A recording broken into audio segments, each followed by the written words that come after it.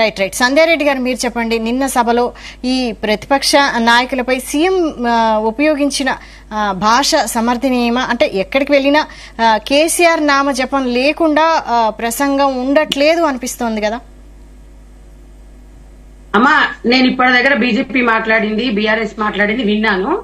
నేను మాట్లాడేటప్పుడు వాళ్ళకి ఏదైనా ఇబ్బంది బాధ అనిపిస్తే వాళ్ళకి అవకాశం వచ్చినప్పుడు మధ్యలో వచ్చి దూరొద్దు. ఎందుకంటే చాలా చాలా మాట్లాడేది ఇద్దరు. నేను క్లారిటీ ఇస్తాను, తర్వాత వాళ్ళని మాట్లాడాలి, మధ్యలో దూరొద్దు. అయితే ఇప్పుడు బీజేపీ పెద్ద స్క్రిప్టులు మొత్తం అసలు మీరు కేంద్రంలో అధికారంలో మర్చిపోయినట్టున్నారన్న. గతంలో 10 సంవత్సరాలు బీజేపీ అధికారంలో ఉంది కదన్నా, 2 కోట్ల ఉద్యోగాలు ఇస్తాను మోడీ అన్నది చెప్పిండు. మళ్ళీ ఎక్కడిచ్చినాడన్నా? మళ్ళీ అది మీరు నెరవేరుస్తున్నారా అన్న? కాంగ్రెస్ పార్టీని అడుగుతున్నారు మీరు. నేను ఒక్కటి చెప్తున్నా, మీ దగ్గర ఇప్పుడు 8 మంది ఎంపీలు 8 మంది ఎమ్మెల్యేలు ఏం చేస్తున్నారన్నా? ఈ కంట్రిబ్యూషన్ లేదా? మీరు ఏమంటున్నారు? మేము మా మోడీ గారు ఈ రోడ్లు వేశారు అదేశారంటే మోడీ గారు ఇంట్లో నుంచి వేశారా? బీజేపీ ఇంట్లో నుంచి. కిషన్ రెడ్డి గారు అంటే ఎస్ 100% మేము ఆయన ఒక వ్యక్తిగతంగా వెరీ నైస్ పర్సన్, ఆయన అందరూ కూడా పార్టీలకు అతీతంగా అభిమానిస్తారు. కానీ ఇక్కడ చేసేది బీజేపీ పార్టీని అన్నారు. కిషన్ రెడ్డి గారిని ఎవరు అనలేదు. ఒక పార్టీ సిద్ధాంతాలు నమ్ముకొని చెప్తున్నారు కదా. మీ పార్టీలో ఉన్న ఎంపీలు ఏ పార్టీకి వెళ్ళొచ్చిరన్నా? ఏ పార్టీకి వెళ్ళొచ్చిరు? ఇట్లా చూపిస్తే 4 మందిని చూపిస్తే అన్న, అది ఆలోచించాలి మనం. మీరు అచ్చమైన తెలుగు 8 మంది ఎమ్మెల్యేలు బీజేపీ నుంచి కరడుగట్టిన బీజేపీ వాళ్ళు గారాలు, అది కూడా గుర్తుపెట్టుకో. గతంలో కాంగ్రెస్ వాళ్ళు ఉన్నారు, గతంలో బీఆర్ఎస్ మీ దాంట్లో వచ్చి గెలిచిరు. కాబట్టి మనం ఎప్పుడు మాట్లాడినా ఒక చిత్తశుద్ధితోని ఒకరిని విమర్శించేటప్పుడు ప్రజలకు ఇబ్బంది కలగకుండా మాట్లాడాలి. ఏదో మనం టీవీ ఛానల్ కూర్చుంటున్నాను మనం ఏదో మాట్లాడాలి. మతం పేర్లతోని, రాముని పేరుతోని, ఓట్ల సింపతితోని బీజేపీ పార్టీ ఉంది. ఇవాళ ఇంకొకటి అడిగిన, మీరు ఫస్ట్ మోడీ గారు గెలిచేటప్పుడు బీజేపీ పార్టీ గెలిచినప్పుడు జిఎస్టీని పెట్రోల్ డీజిల్ ధర జిఎస్టీ లోకి తెస్తామన్నారు. నల్లధనం మొత్తం తీసుకొచ్చి బీద వాళ్ళ దాంట్లో బీద వాళ్ళ అకౌంట్ లో ఇస్తామన్నారు. ఇవన్నీ మీరు చీటింగ్ కాదా మీవి? ఈ రోజు మీరు మమ్మల్ని అడుగుతున్నారా కాంగ్రెస్ పార్టీని? ఇవాళ రేవంత్ రెడ్డి అసలు మీరు ఇక్కడ ప్రతిపక్షంలో ఉన్నట్టుగా మాట్లాడుతారు, అధికారంలో మీరు కేంద్రంలో అధికారంలో ఉన్నారు. మరి అయ్యో మనని కూడా అంటారు కదా, మా కంట్రిబ్యూషన్ ఉందా? నేను ఒకటి అడుగుతానన్నా, పబ్లిక్ ట్యాక్సీలు కడతలేరా? రోడ్లు వేసిరంటే పబ్లిక్ ట్యాక్సీ కట్టందా మోడీ ఇంట్లోకి తీసుకొచ్చి పెడుతున్నాడా అన్న? మోడీ గారు పెడుతున్నారా? ఇవాళ పబ్లిక్ ట్యాక్సీ కట్టి కంట్రిబ్యూషన్ అనేది ఇలా తెలంగాణ ప్రజలు, దేశం ప్రజలందరూ కంట్రిబ్యూషన్ అందరిది ఉంది. ఎవరి ఇంట్లోకెళ్ళి ఎవరు పెట్టారన్నా, అందరము ఇలా పార్టీల కోసము ప్రజల కోసమే ప్రతి ఒక్కటి కూడా ఉంటది. ఇంకొకటి ఇవాళ ఇప్పుడు ఇక బీఆర్ఎస్ అయితే సన్యాసులు దద్దమ్మలు అంటే ఆకాశం మీద ఉంటే వాళ్ళ మీదనే పడుతుంది. సన్యాసులట అసలు ఆమె లేవలేంది ఒక సన్యాసట, గుంపు మేస్తిరంట. ఇది యూట్యూబ్లలో హల్చల్ అయిపోయి ఇలా కాంగ్రెస్ పార్టీని తిడితే పాపం పావనికి వచ్చేసారి మరి ఏమైనా కార్పొరేటర్ టికెట్ ఎమ్మెల్యే ఇస్తారేమో అని నేను అనుకుంటున్నా. ఎందుకంటే ఆమె మాట్లాడ మీరు ఒకసారి చూడండి, గుంపు మేస్త్రి ఒక సీఎం గారిని పట్టుకొని గుంపు మేస్త్రి అనగానే ఇవాళ కాంగ్రెస్ పార్టీని తిడితే కేసీఆర్ ఇస్తా అని చెప్పిండేమో. పాపము ఎదగనియండి ఒక లీడరు. ఎదిగినంత మాత్రాన కాదు, మనం పానల్లో కూర్చున్నాం. జీతెలుగు అంటే దానికి ఒక ఇమేజ్ ఉంది. ఆ ఇమేజ్ డ్యామేజ్ కాకుండా ఒక పార్టీ నుంచి వచ్చినప్పుడు కొంచెం మాట్లాడే విధానాలు కూడా ఉండాలి. ఏదో యూట్యూబ్లలో ఒక మాట మాట్లాడగానే వ్యూవర్స్ కోసం యూట్యూబ్లలో మస్తు వస్తుంటాయి. కానీ ఒక లీడర్ గా ఎదగాలనుకున్నప్పుడు మనము గతంలో మీ కేసీఆర్ నాయకుడు ఏం చేసిండు?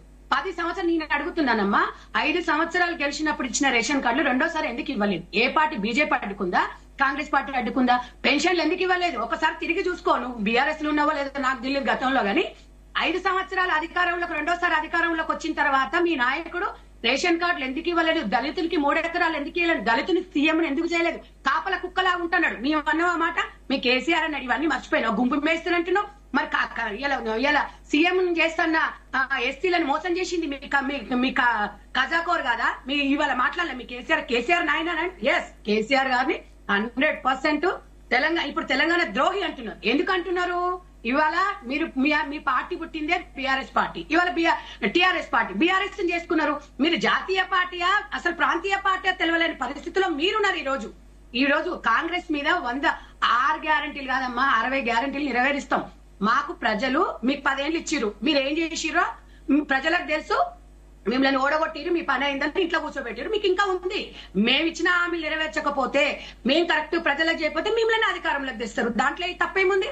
ఇవాళ ఫార్మసిటీ కంపెనీ అని కందుకూరు దగ్గర మీ కేటీఆర్ అసలు ఆడ తొండలు గుడ్లు పెట్టిన భూమిలో ఇవాళ ₹1 కోటి ఎకరం భూమి చేసిండ్రు. మరి అక్కడ ఎందుకు మరి చేసి ప్రజలందరినీ ఎందుకు మోసం చేసిండ్రు? ఎందుకు ఇవాళ కోకాపేటలో 100 కోట్లకు 1 ఎకరం భూమి అవన్నీ మర్చిపోయినా పవనక్క ఇవన్నీ మనం టీవీ ముందర కూర్చొని గతం గురించి మనం నెమరేసుకోవాలి. దళితులకు ఇచ్చిన 3 ఎకరాల భూమి ఇస్తున్నప్పుడు ఎవడాపిండి బీజేపీ ఆపిరా కాంగ్రెస్ వాళ్ళు ఆపిరా? మళ్ళీ మీరు ఎందుకు చేయాలి? మీరు అన్ని కరెక్ట్. ఇప్పుడు రుణమాఫీ అరకొర అంటున్నారు కదా, ఇవాళ 80,000 కోట్ల అప్పు మీరు చేస్తే 60,000 కోట్లు మీరు చేసిన పాపమే ఇవాళ వడ్డీ రూపంలో కట్టి 18,000 కోట్ల రూపాయలు ఇవాళ మేము ప్రజలకి పంచినాము. 2,000 కోట్ల రూపాయలు పంచినాం. విద్యుత్ దాని మీద ఇవాళ అన్ని కేసులు నడుస్తున్నాయి. ఎందుకంటే ఆరోపణలు వచ్చినప్పుడు నిరూపించుకోవాల్సిన బాధ్యత ప్రతి పౌరుని మీద ఉంటుంది. ఇవాళ మీరేదో ఇష్టానుసారంగా మాట్లాడేసి 10 సంవత్సరాలు మీరు చేయలేని పని. మరి నేను ఒకటే అడుగుతున్నానమ్మా, మీ మేనిఫెస్టో 2014, 2018, 2023 మేనిఫెస్టో చూద్దాము. మరి మీరు రుణమాఫీ చేస్తాని 5 సంవత్సరాలు ₹1,00,000 మాఫీ చేసిండు. మిమ్మల్ని ఎవరు అడ్డుకున్నారు? మీరు ఒక మాట చెప్పండి. మేమేమైనా కాంగ్రెస్ వాళ్ళు రుణమాఫీ చేద్దాం మేమేమైనా చెప్పినామా? మరి మీరు ఎందుకు ఇవ్వలేదు? మీరు ఈ రోజు మహిళలకు డ్వాక్రా సంఘాలలో మీరేం చెప్పారు? హరీష్ రావు గారు ఇదే దాంట్లో ఒక్కటే మాట చెప్పిండ్రు, డ్వాక్రా సంఘాలని మేము లక్షాధికారం చేస్తామన్నారు. ఎవరికి నేను కూడా పొదుపు గ్రూప్ లో మేమందరం ఉన్నామమ్మా. 9 సంవత్సరాలైందమ్మా పావుల వడ్డీ పడక. నువ్వు కూడా ఉండొచ్చు, నువ్వు కూడా ఆల్రెడీ పొదుపు సంఘాలలో ఉంటావు. నిజంగా పోయి ఒక్క పొదుపు సంఘం దగ్గర పోయి మీరు అడగండి పవన్ గారు, మీరు అడిగితే తెలుస్తుంది. ఇవన్నీ మీరు చేయలేదు కాబట్టి కాంగ్రెస్ కి అధికారం ఇచ్చిరు. మేము చేయకపోతే మళ్ళీ బీజేపీ వాళ్ళు చేస్తే వాళ్ళకి ఇస్తారు. కాబట్టి ఒక్క నిమిషం మేడం, నేను ఎందుకు చెప్పాలంటే వాళ్ళందరూ మాట్లాడిన దానికి ప్రతి ఒక్కరికి నీ సమాధానం చెప్పాలి. మేము ఇచ్చిన 6 గ్యారెంటీలు తప్పకుండా అమలు పరుస్తున్నాము. ఆల్రెడీ మేము పరిచాము. ఇప్పుడు అరకొర ఉందంటే వీళ్ళు వచ్చినాక ఒక రేషన్ కార్డు లేదమ్మా. రెండోసారి అధికారంలోకి వచ్చిన తర్వాత రేషన్ కార్డు లేదు. 7 సంవత్సరాలు దగ్గర 6 సంవత్సరాలు అయిపోతే నాకు ఇవ్వండి. ఏంటంటే మనం టీవీల ముందు కూర్చొని లేని ఉన్న స్క్రిప్ట్ రాసుకొని వచ్చి అలచేలు చేసుకొని దాన్ని యూట్యూబ్ లలో పెట్టుకోగానే మనది అది కాదు. మనం ఒక రిప్రజెంటేటివ్ గా మనం ఒక పార్టీ నుంచి వచ్చినప్పుడు మనం మాట్లాడే భాష విధానం ఉండదు. నేను మాట్లాడేది ఒకసారి మీరు చూసుకోండి. ఎందుకంటే మేము అధికార 10 ఏళ్ల నుంచి ఉన్నాం. ఎవరికి ఎట్లా మాట్లాడలేదు. ఈ లోపల యాంకర్ గారు ఆమె పేరేంటి? నువ్వు ఆగు, ఒక్క నిమిషం ఆగు. నువ్వు మాట్లాడినప్పుడు వచ్చిన మతనే ఇప్పుడు నువ్వు అందరితో మాట్లాడినా నీ పేరు తెలియకుండా నేను ఎట్లా మాట్లాడాలి? నీ పేరేంటి అని అడుగుతున్నా నేను. తెలియకుండా నేను ఎట్లా మాట్లాడాలి? పవన్ గారు అడుగుతున్నా నేను. మాట్లాడాల్సిన అవసరం రావట్లేదు. యాంకర్ గారు, మేము కాంగ్రెస్ పార్టీ నుంచి ఒకటే చెప్తున్నాం. ఇవాళ తెలంగాణ ప్రజలు మమ్మల్ని నమ్మిండ్రు. మేము ఇప్పుడు సరే మీరు పొడుస్తాం అన్నారు కదా. ఎంపీ ఎలక్షన్లు ఏమొచ్చినాయి? వీళ్ళకు ఏమొచ్చింది? సీట్లు వచ్చినాయి ఏమన్నా? ఆ ఎమ్మెల్యే ఎలక్షన్ లో ఓడిపోయిన తర్వాత